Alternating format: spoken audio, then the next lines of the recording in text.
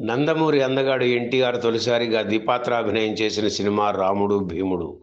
1964లో వచ్చిన ఆ చిత్రానికి తాపి చాణక్య దర్శకుడు. అదే ఏడాదిలో చాణక్య దర్శకత్వంలో ఎన్టీఆర్ నటించిన మరో చిత్రం వారసత్వం. అద్భుత నటి అంజలీదేవి ఇందులో కథానాయికగా నటించారు. లవకుశ, పరుగు ప్రతిష్ఠ చిత్రాల తరువాత ఎన్టీఆర్, అంజలీదేవి కాంబినేషన్లో వచ్చిన సినిమా ఇదే. అప్పటికే కొత్త కథానాయికలు, గ్లామర్ నటీమణులు రంగప్రవేశం చేసిన ఎన్టీఆర్, భానుమతి, అంజలిదేవి వంటి సీనియర్ హీరోయిన్లతోనూ నటించడం ఒక విశేషం. ఈ సినిమాలో రేలంగి, గుమ్మడి, రాజనాల, రాజబాబు, అల్లు రామలింగయ్య, వంగర, డాక్టర్ శివరామకృష్ణయ్య, పేకేటి గిరిజ, బాలసరస్వతి తదితరులు నటించారు. ఘంటసాల ఈ చిత్రానికి సంగీత దర్శకత్వం వహించారు.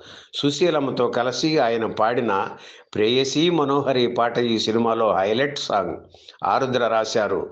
అలాగే నార్ల చిరంజీవి రాసిన చిలిపి కృష్ణుని తోటి చేసేవు పోటీ పాట కూడా అందరినీ ఆకట్టుకుంది.